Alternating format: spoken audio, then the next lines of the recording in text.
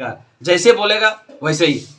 अरे हमको कॉलर पकड़ के भी बोल सकता है, लेकिन दूसरे को नहीं बोल पाएगा। और मैं क्षेत्र में जाता हूँ और देख रहा। नमस्कार बोलছি, আমার नाम হচ্ছে রাজেশ পাসওয়ান। আমার जिला परिषद আমার गिन्नी के दान করেছি और अधिकार दिलाने के लिए हम आए। इस प्रकार से चुनावी पारा तो आपको दिखाई रहे, लेकिन पारा में थोड़ा सा जो है बढ़ावट आया है, क्योंकि कारण है कि कल चुनाव चिन्ह मिल गया है। इसी कारण से चुनावी पारा में सरगर्मी हुई है। आप अभी गली मोहल्ले से लेकर चाय दुकान तक जरूर देख रहे होंगे कि नेता कौन बनेगा, इस बार सरकार किसकी बनेगी, ये चर्चाएं होती है। और हम आपको प्रत्येक दिन किसी न किसी कैंडिडेट से उनकी भावनाओं को दिखाते हैं कि आखिर चुनाव में कौन आया और वो क्यों आया। बहुत ऐसे लोग हैं जो कि नए नए चुनाव में आए और आने का मुख्य मकसद क्या है, ये भी चीज़ आपको दिखाते हैं। और आज जो दिखाने जा रहे हैं, जो परिचय कराने जा रहे हैं, ये बहुत खास है और अहम है। इनसे पहले हम आपको क्या बताएं, पहले आपको ये प्रत्याशी हैं जिला परिषद के 17 भाग संख्या यानी गोड्डा प्रखंड के ये 17 मध्य के बाद जो कही जाती है, यानी जैसे कि आप जान रहे होंगे इनसे पहले जिला परिषद कौन था। वही क्षेत्र है जहां से कि चेयरमैन जो है यानी पूरे जिला की मॉनिटरिंग जिला परिषद सदस्य के अध्यक्ष भी चुने गए थे। लेकिन इस बार कुछ अलग है। इस बार राजनीतिक में गिरावट हुई है, कहें या तो बदलाव हुई है, या तो हम कहें कि कुछ न कुछ नया इतिहास रचने को लेकर है। क्योंकि गोड्डा ऐसा प्रखंड है जहां से कि 2 प्रत्याशी चुनाव नहीं लड़ रहे।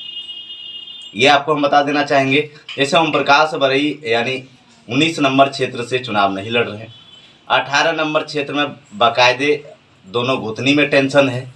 उसके बाद तीसरा जो है ये 17 नंबर क्षेत्र है जहां से इस बार अध्यक्ष महोदय भी जो है चुनाव पे जोर शोर नहीं दिख रहे। क्या उसका है ये तो नहीं कर सकते, लेकिन अब हम परिचय कराना चाहते हैं कि यहाँ नया जो कमल खिलता हुआ नजर आ रहा है वो कौन है। हमारे साथ जो बैठी हुई हैं ये इसी क्षेत्र से हैं, यानी भाग संख्या 17 से। और आज कहीं ना कहीं क्षेत्र में चर्चा अगर बात कहें तो कुर्मी चक ले लें, या तो गैछांद ले लें, या तो बड़ी कल्याणी ले लें, या तो हम सीधे तौर से अगर थोड़ा सा हट जाएं तो घाट मंझवारा ले लें, या हम नदी किनारे जो एक गोड्डा शहर से नज़दीक में कन्हारा है इनको ले लें। तो ये सभी पंचायतों में धीरे धीरे पचरुखी ले लें, तो सब जगह एक मोमेंट और लहर धीरे धीरे बढ़ता जा रहा है। क्योंकि इस बार कुछ नया करना है। इस नए करने के होड़ में भी कई ऐसे प्रत्याशी हैं जो कि नए के दौर पे अपने आप को दबंग भी मानते हैं, लेकिन इनके बीच में कभी कभी गरीबों का भी रेला चलता है। और आपको मालूम होना चाहिए कई ऐसे चुनाव और इतिहास में है जहाँ की कहीं अमीर जो है पीछे छूट जाते हैं और गरीब ही जो है बड़ा छलांग लगा देते हैं, क्योंकि वो जनता के लिए सबसे बड़ा फूल होता है। और इसी में आज हम जो इस कड़ी पे बात करवा रहे हैं कि आखिर कौन है ये, जिस चेहरे को आपके सामने हम डिस्प्ले पे दिखा रहे हैं, ये कौन है और क्या करते हैं, इनकी योग्यता क्या है, ये क्यों चुनाव में आए हैं, ये कितने पढ़े लिखी है, ये कहाँ के रहने वाली हैं, ये आपको दिखाते हैं। जैसे हम जानकारी के अनुसार से आपको बता देना चाहेंगे, जो निर्वाची फॉर्म के दौरान जो पता चलता है उसमें प्रत्याशी घाट मंझवारा पंचायत के रहने वाले हैं, पथरिया गांव के रहने वाले हैं, और इनकी शादी वहां हुई है, इनकी मायके जो है गोड्डा शहर में ही है। लेकिन जब गांव गई तो क्या परिवर्तन हुआ, अभी चर्चा से पहले बातचीत चल रही थी, उस वक्त कई ऐसे बात सामने उभर कर आई कि जब हम शहर से गांव गए तो हमको लगा कि शहर के बनिस्पत गांव की विकास बहुत कम है। शहर में जो विकास है, जैसे गली से लेकर अगर सड़कें तक कहें तो वो भी पीछ है, नाली भी है, पानी भी है और शिक्षा भी है। लेकिन गांव में ऐसा कुछ नहीं दिखा। इस कारण से इनके सुधार को लेकर जो है हम चुनाव में आए, क्योंकि मालूम है कि जब तक कि गाड़ी का ड्राइवर सही नहीं हो तो वो गाड़ी सही नहीं चल सकता। उसी तरह जब तक विकास के लिए राजनीतिक पक्ष कहें या तो कहें जनप्रतिनिधि सही नहीं हो तब तक विकास का पहिया नहीं चल सकता। चलिए आपको डायरेक्ट सुनवाते हैं और बात करवाते हैं, और चर्चा के विषय में कई ऐसे अहम बिंदु भी रहेगा, आप ध्यान से सुनिएगा कि शायद इनके बीच में क्या बात हो रही है। पहले आप अपना परिचय दें मैडम। मैं हूँ अंजनी देवी। जैसे कि नाम अंजनी देवी बताई है, उनके बाद आपको हम थोड़ा सा एक परिचय दे देना चाहते हैं। अंजनी जी, आप चुनाव में क्यों आए, क्या रीजन रहा कि चुनाव के पीछे जो है ये किया, मन बनाए कि चुनाव में आना है, क्या कारण रहा है? गांव में यही कि हम हैं गोड्डा से, और जैसे कि गांव में मेरा शादी हुई जी, और वही हम गांव का वही देख रहे हैं कि उतना मतलब गांव का उतना विकास नहीं हो रहा है, और देखते चापाकल नहीं है तो पानी का बहुत प्रॉब्लम चल रही है, और घर नहीं है तो कुणाल का घर है, तो कोई छप्पर के नीचे सोना मतलब ये हो रहा है। यानी मूलभूत सुविधा जो है वो नहीं। वो सुविधा लेकिन नहीं थोड़ा सा आपको हम परिचय करा देना चाहेंगे कि आप अंजनी देवी को देख लिए। अब आपको हम सीधे कैमरा से दिखा रहे हैं वो राजेश भैया को, जो कि यानी काफी चर्चित है और यहाँ से नहीं, राजनीतिक में भी काफी लगाव रखे हैं। ये भी चीज आपको हम सीधे तौर से दिखा रहे हैं। शायद प्रतिनिधित्व भी करते हैं। इनके अलावा जो है इनका काम भी समाज सेवा में काफी बढ़ चढ़ के रहा। तो सीधी तस्वीर आपको उनसे हम मिलवाना चाहते हैं। आखिर राजनीति को जो आपने देखा आड़े लिया काफी जो है हम कहें विधानसभा से लेकर लोकसभा तक में आपका काफी जो है पकड़ रहा है, लेकिन अचानक क्या ऐसा चीज हुआ जो कि आप जिला परिषद में अपने घर से उतार दिए? देखिए कि बहुत सा कोई काम नहीं हुआ, बिजली, पानी, स्वास्थ्य, ये सब का बहुत दिक्कत है। चापाकल अब देखिए हर पंचायत का चापाकल खराब हो गया। हम जा रहे क्षेत्र में पानी का व्यवस्था नहीं हो रहा है, बिजली का दिक्कत है, ये सब के लिए मैं उतारे हैं। जिस प्रकार से हम बताते हैं कि यहाँ चुनाव यही लड़ते हैं, भाई साहब ही लड़ते, लेकिन सरकार की कुछ बिंदु हैं जिनके कारण जो है लोगों के पैरों में बेड़ियां लग जाती है और हाथ में अगर कहें तो सीधे तौर से जो है हथकड़ी लग जाती है। और वो ये है कि कहीं कहीं आरक्षित सीट होता है, और वो आरक्षित सीट में अगर हम बात कहें तो यहाँ भी 17 भी महिला आरक्षित सीट है। इसीलिए भाई साहब अपने पत्नी को जो है पत्नी को उतारी हुई है। और उनके बाद भी अगर हम बात कहें तो ये जनरल सीट है, उसके बाद भी एक बहुजन समाज अगर चुनाव लड़ रहा है, इस पर भी हम बात कहेंगे। जैसे कि आपने एक जनरल सीट पर कैसे हिम्मत कर लिया कि हम यहाँ चुनाव लड़ें और उसके बाद यहाँ से परचम लहराएं?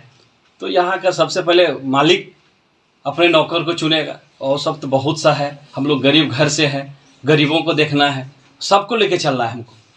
ये देख रहे हैं कि बहुत दिक्कत है। और आप देखिए पहले बसंती देवी थी, चेयरमैन बनी, कुछ क्षेत्र में नहीं काम हुआ, इसीलिए मैं अपने पत्नी को उतारे हैं। और हम लोग तो गरीब घर से हैं। इस बार के चुनाव में भी कई ऐसे अहम मुद्दे हैं। जब बसंती देवी की बात बताए तो हम अब अगला बात लेते हैं। इस पूरे चुनाव में अगर कहें तो आप क्या समझते हैं कि यहाँ जैसे कि कई ऐसे कैंडिडेट हैं जो कि बड़े बड़े उद्योगपति भी आपके क्षेत्र से हैं। शायद हमको लगता है गोड्डा में एक ऐसा ही क्षेत्र आपका ही हो जहाँ से उद्योगपति भी चुनाव लड़ रहे हैं। ऐसे में क्या लगता है आपको? मैं गरीब घर से, जनता अपना नौकर चुनेगा। मैं तो अपना मालिक को प्रणाम करते हैं, जोहार, सलाम वालेकुम, सबको एक ही विनती करते हैं, अपने नौकर को जैसे चुनना है, अपना नौकर, जो नौकर मालिक का बात सुने उसी तरह चुनिए। ये नहीं कि मालिक अगर नौकर बन जाता है तो फिर दिक्कत है। आपके क्षेत्र में गोरसंडा और पचरुखी भी पड़ता है, ये दोनों पंचायत पड़ता है, और ये दोनों पंचायत कहीं ना कहीं कहें कि राजनीति के लिए बहुत अहम, यानी वोटर के लिए जो है बहुत अहम होता है, क्योंकि ये दोनों पंचायत घनी आबादी क्षेत्र है और यहाँ से ही निर्णय होता है कि कैसे करें। और वहाँ अगर जातिवाद पे कहें तो बहुजन समाज का भी अच्छा वोट है।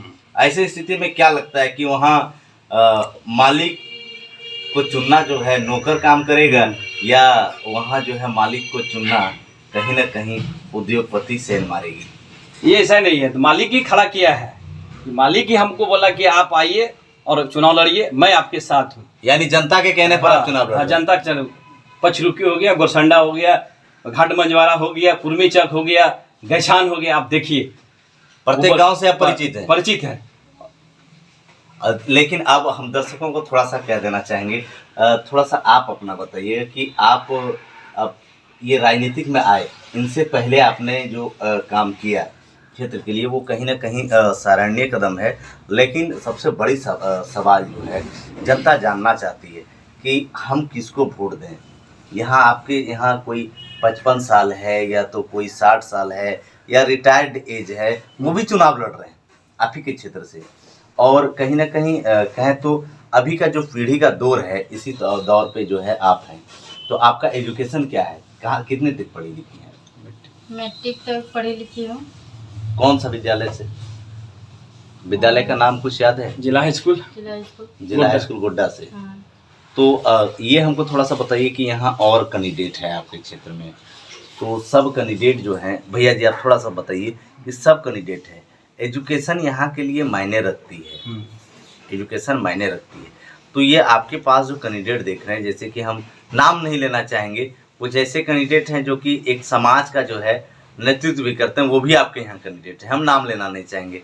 ऐसे स्थिति में वो समाज के नेतृत्व करने वाले कैंडिडेट कहीं ना कहीं जो एजुकेटेड भी कहते हैं, लेकिन आज के डेट में क्या लगता है कि एक समाज के वोट से कोई भी चुनाव जीता जा सकता है? नहीं, एक समाज से नहीं जीतता, सब मिल के जीतेगा तभी हो सकता है। तभी हो सकता है। और हम लोग गरीब घर से हैं, पढ़ी लिखी उतना मैट्रिक पास किसी तरह है। मेरा पिताजी माटी काट के हमको इतना बड़ा किया है, माटी काट के हमारा। आप देखिएगा मेरा पथरिया में जाके क्या स्थिति था। आज गरीब घर से बिलोंग करके तब इतना दूर आए हैं, और समाज में जाए गरीबों का सबका आशीर्वाद है तब भी मैं आया। बहुत माटी काट के मेरा पिताजी इतना दूर, और स्कूल में पढ़ते थे हम, लुकलुकी हाई स्कूल का स्टूडेंट है, वहाँ हम वही मास्टर साहब रखते थे, और वो देखते हैं पैदल जाते थे हम लोग, कुछ नहीं था।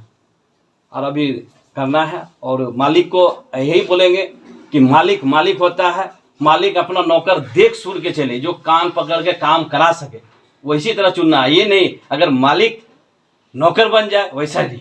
तो ये कहीं ना कहीं ये साफ तौर से जो बातें हुई, ये संविधानिक एक तरीके से हम कहें तो ये पावर है, यानी संविधान में कहीं ना कहीं इस अनुच्छेद को बड़ा अच्छा समय पर दर्शाया गया था, जब भीमराव अम्बेडकर संविधान पास करवा के, यानी वो सदन पे पास करवा के जब बाहर निकल रहे थे, तो उनका एक दोस्त था और उन्होंने पूछा कि संविधान में क्या ऐसा चीज़ बनाया जो कि लगता है कि कभी सबसे टॉपर चीज़ हो, क्या ऐसा चीज़ लिखा है?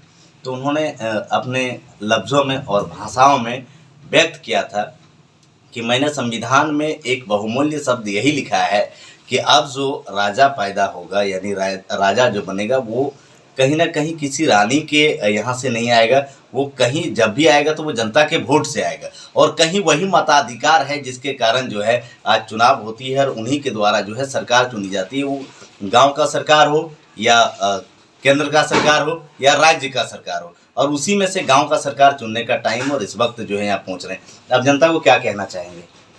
तो यही बोलेंगे कि जैसे भी हो, अपना जो जिसका आपका काम कर सके उसी को चुनना है, जैसे आया उसी तरह होना चाहिए। अब ये नहीं कि गए नहीं है वैसा नहीं होगा। अब गए, अरे नैखे बा घर में हो तू चल जा, ऐसे मत करिए। नैखे बात तो बात कर देला, लेकिन एक छोटा सा बात करो में बात कि कोकरो गेट पर देखा था नहीं कि कुत्ता बांधता, समझला कि नहीं? हाँ, कोकरो गेट पर कुत्ता बांधता, ऐसा लागता कि गांव के जब आई जनता तो डरे भाग जाए। वही देख के दे लेकर है कि कुत्ता से बच के रहिए। कुत्ता से बच के रहिए। शायद अब ये तोर पास टाइम बा, हम मादाता से भी कहता नहीं कि अब ये तोर पास टाइम बा कि तू अभी अगर ना देखबा तो शायद वो भौंके वाला कुत्ता से काटे पड़ी। ये वास्ते अब ये तो चुना, और चुना तो चुना देख के चुना कि आखिर हम ककरा चुनता नहीं, ककर द्वार पे कुत्ता नइखे बा, ये भी देखना तोरा बहुत जरूरी बा। चलिए यह कड़ी में हम तोरा बात करावता नहीं सीधे प्रत्याशी से। तो जैसे कि आपने देखा कि यानी पूरी टीम, यानी पथरिया आप गए, घाट मंझवारा गए, इसमें क्षेत्र भी भ्रमण किया, क्या लगता है कि आप जीतने के बाद क्या करेंगे, क्या काम करेंगे जीतने के बाद? किनका जो है दुख दर्द आप अभी देखे, क्या देखे और क्या काम करेंगे? वही हम देखें कि पानी के लिए भटक रहा है, पीने के लिए तरस रहा है, 100 किलो दूरी से पानी। गांव का एक रिवाज है जहाँ की घर में पेयजल की आपूर्ति करना जो है महिला के ही जिम्मे में होती है, और आप भी एक महिला है, आप भी एक महिला हैं। गांव में काफी देखा जाता है कि दूर दूर से पानी लाती है महिला, माथे पर लाती है, और इसके लिए सरकार नल जल योजना भी लाई, लेकिन उसके बाद भी अभी तक सफल नहीं है। इस पर आप क्या करेंगे? इस पर यही बोलते हैं कि जनता लोग हमको चुने और इस सब का हम विकास कर सकें, और यानी निजात दिला सकें और क्या कहते हैं ये पेंशन, वृद्धा पेंशन, ये सब नहीं किसी का है तो हम सबका हम करा सके। जैसे कि हम राज भैया बात करते हैं कि पूरे क्षेत्र में पेंशन का क्या स्थिति है? पेंशन का स्थिति ठीक नहीं है। जिसका उम्र है, उम्र देख के ही, किसी का 45 है उसको मिल रहा है, जिसको 60 साल हो गया नहीं मिल रहा है। देख के ही करेंगे, उसको छानबीन होना चाहिए, ये होना चाहिए। हाँ, अभी तक जो हुआ कहीं ना कहीं ऐसा नहीं लगता कि 40 साल में हो गया तो बिचौलिया हावी है? हाँ, बिचौलिया हावी है। और देख के जो गरीब है उसी को देना है। गरीबों को पेंशन नहीं मिल रहा है, बड़ों को हो जा रहा है। मैं देखा हूँ क्षेत्र में, देखें। हाँ, कहीं ना कहीं भ्रष्टाचार को देखे हुए हैं और शायद उसी भ्रष्टाचार को समाप्त करने की हर व्यक्ति की ललक होती है और उसके लिए कुर्सी का जरूरत पड़ता है, उसी दरमियान में कुर्सी के लिए आता है। लेकिन उसके बाद क्या होती है ये आपको हम बताते हैं। जब कुर्सी के लिए आता है, आने के बाद जो है जनताओं में एक ही खौफ होता है कि शायद मेरा क्या होगा, और इसी होड़ में अभी तक हर कोई फंसा हुआ है कि मेरा क्या होगा। लेकिन इस बार ये देखना है क्या उद्योगपति या फिर खाकपति किसको लाती है जनता, ये उनके अंदर की बात है। और आपको दिखाते चलेंगे, हम हर जगह का अपडेट देते रहेंगे कि आखिर क्षेत्र का क्या विकास है।